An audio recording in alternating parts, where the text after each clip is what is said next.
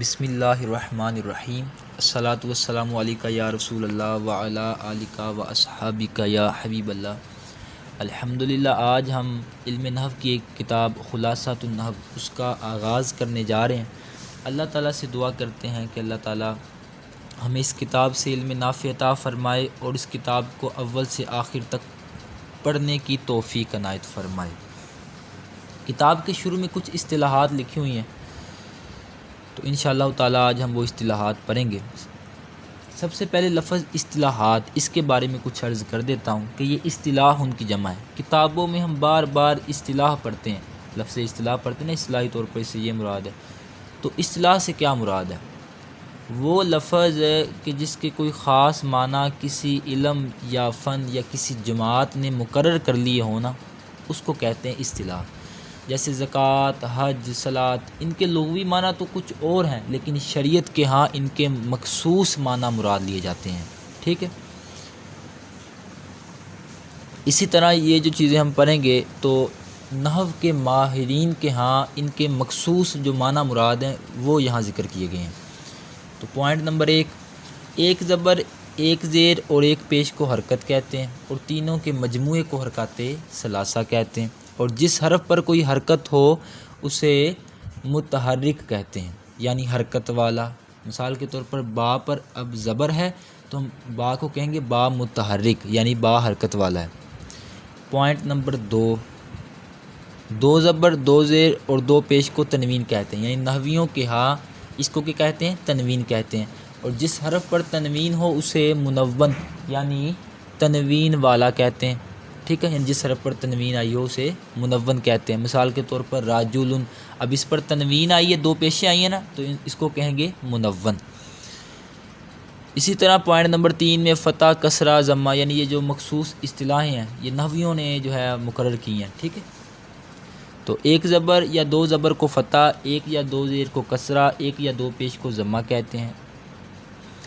جس حرف پر فتح ہو اسے مفتوح یعنی فتح والا کہتے ہیں، اور جس پر کسرہ ہو اسے مکسور کسرہ والا کہتے ہیں، اور جس پر ضمہ ہو اسے مضموم یعنی ضمہ والا۔ جیسے زیدن، اب اس پر تنوین آئی ہے، دو پیشیں آئی ہیں نا، تو ہم نے پڑھا تھا کہ دو پیشوں کو کیا کہتے ہیں؟ ضمہ کہتے ہیں۔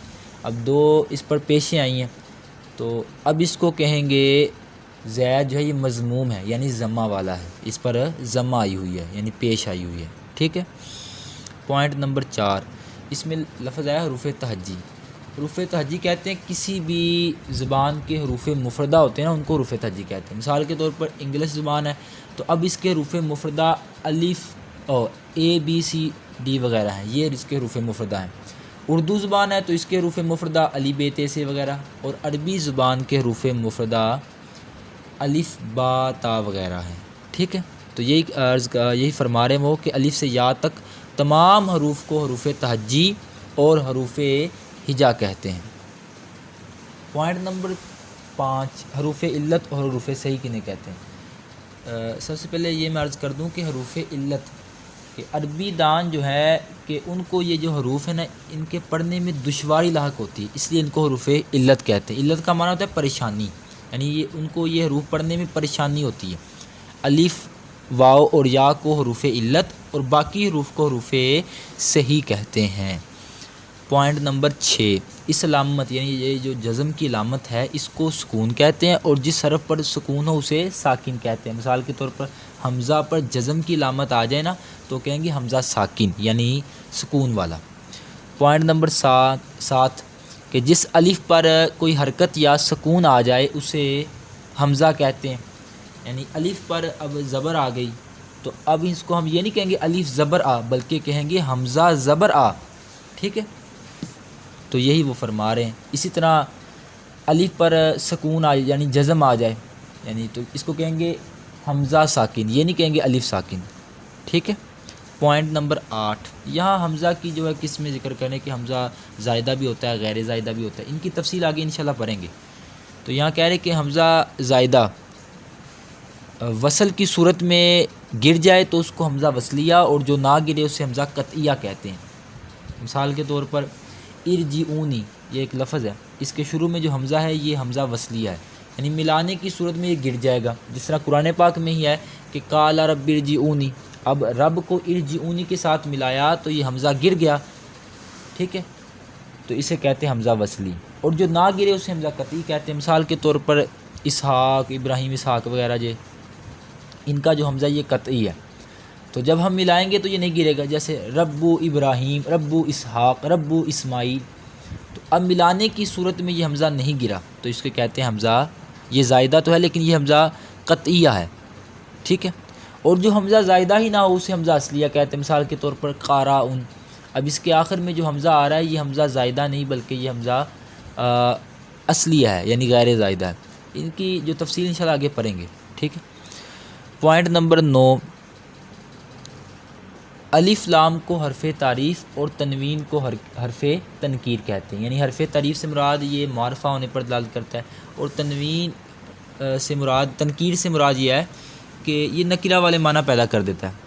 جس طرح راجل کہیں گے عام طور پر تو اس سے کوئی خاص بندہ نہیں مراد ہوگا بلکہ پتہ نہیں کون مراد ہے، لیکن الراجل کہیں گے تو اس سے کوئی خاص بندہ مراد ہوگا، ٹھیک ہے۔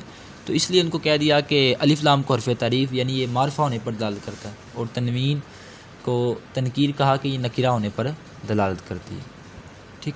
ان کی تفصیل انشاءاللہ آگے آ جائے گی۔ پوائنٹ نمبر 10، 14 حروف حق کا خوف عجب غم ہے کو حروف قمریہ اور حروف قمریہ کے علاوہ باقی حروف ہجا کو حروف شمسیہ کہتے ہیں، یعنی ہا، قاف، کاف، الف، خا، واو، فا، عین، جیم، با، غین، میم، ہا اور یا، ان کو حروف قمریہ کہتے ہیں۔ ان کے علاوہ جو باقی حروف شمسیہ، حروف قمریہ کو حروف قمریہ کیوں کہتے ہیں کہ جب مثال کے طور پر یہ تشبیہ دی نا، مثال کے طور پر جب چاند آتا ہے، ٹھیک ہے، تو ستارے چھپتے نہیں ہیں بلکہ ظاہر ہی رہتے ہیں۔ اسی طرح جب یہ حروف آتے ہیں تو جو حرف تعریف ہے وہ یعنی کہ اس کا جو لام تعریف ہے وہ چھپے گا نہیں بلکہ وہ ظاہر ہی رہے گا۔ میں ابھی انشاءاللہ جو قاعدہ نمبر 11 بیان کروں گا نا اس میں مثال بھی دے دوں گا۔ اسی طرح حروف شمسیہ، اس کو حروف شمسیہ کیوں کہتے ہیں کہ جب سورج نکلتا ہے تو ستارے کیا ہوتے ہیں، چھپ جاتے ہیں۔ اسی طرح جب یہ حروف آتے ہیں تو الف لام جو تعریف کا ہوتا ہے نا اس میں جو لام ہے وہ چھپ جاتا ہے۔ اب قاعدہ نمبر 11 سنیں تو انشاءاللہ تعالیٰ یہ آپ کو یہ پوائنٹ نمبر 10 سمجھ آ جائے گا۔ پوائنٹ نمبر 11، جب ایسے لفظ پر الف لام داخل ہو کہ جس کا پہلا حرف شمسی ہو تو الف لام کے لام کو حرف شمسی میں مدغم کر کے پڑھیں گے، یعنی لام کا تلفظ نہیں کریں گے۔ اب دیکھیں مثال دی انہوں نے الشمس، یہ قرآن پاک میں ہے، تو اب دیکھیں الف لام شروع میں لفظ تھا شمسو، ٹھیک ہے، تو اس کے شروع میں ہم نے لگایا الف لام تعریف کا، تو ہم نے پڑھا تھا کہ حق کا خوف عجب غم ہے کے علاوہ جو ہے وہ حروف شمسیہ، تو دیکھیں یہ شین جو ہے یہ حروف قمریہ میں نہیں ہے، تو ہم نے پڑھا، یہ میں نے بتایا تھا کہ حروف شمسیہ کیوں کہتے ہیں کہ جب یہ حروف شمسیہ آتے ہیں تو الف لام تعریف کا جو لام ہے اس کا تلفظ نہیں کریں گے، اس کو نہیں پڑھیں گے، ٹھیک ہے، یعنی سورج جب نکلتا ہے ستارے چھپ جاتے ہیں، اسی طرح جب یہ حروف آتے ہیں تو الف لام جو لام تعریف کا ہے وہ چھپ جاتا ہے۔ اب دیکھیں الشمس پڑھا، یعنی لام کا تلفظ ہی نہیں کیا، تو اس وجہ سے اس کو حروف شمسیہ کہتے ہیں، ٹھیک ہے۔ تو حروف قمریہ، اس کی مثال جیسے القمر، اب قاف جو دیکھیں حق کا خوف عجب غم ہے میں ہے آ رہا ہے نا، قمریہ قاف آ رہا ہے، تو یہ حروف قمریہ میں سے ہے۔ تو اب اس کے شروع میں قمرون، اس کے شروع میں الف لام تعریف کا لگایا ہم نے، تو اب یہ لام کا تلفظ ہم کریں گے، تو میں نے تشبیہ بھی دی تھی کہ جس طرح چاند ظاہر ہوتا ہے تو ستارے چھپتے نہیں بلکہ ظاہر رہتے ہیں، اسی طرح جب یہ حروف آئیں گے تو لام تعریف کا ظاہر رہے گا، تو ہم یہ نہیں کہیں گے القمر بلکہ کہیں گے القمر، ٹھیک ہے۔ تو یہ حروف شمسیہ اور قمریہ کی وجہ تسمیہ تھی، یعنی ان کے نام رکھنے کی وجہ تھی۔ الحمدللہ آج ہم نے جو ہے وہ خلاصۃ النحو کے اسباق کا سلسلہ شروع کر دیا ہے، تو اللہ تعالیٰ سے دعا کرتے ہیں اللہ تعالیٰ ہمیں اسی طرح اس سلسلے کو جاری رکھنے کی توفیق عنایت فرمائے۔ السلام علیکم ورحمۃ اللہ وبرکاتہ۔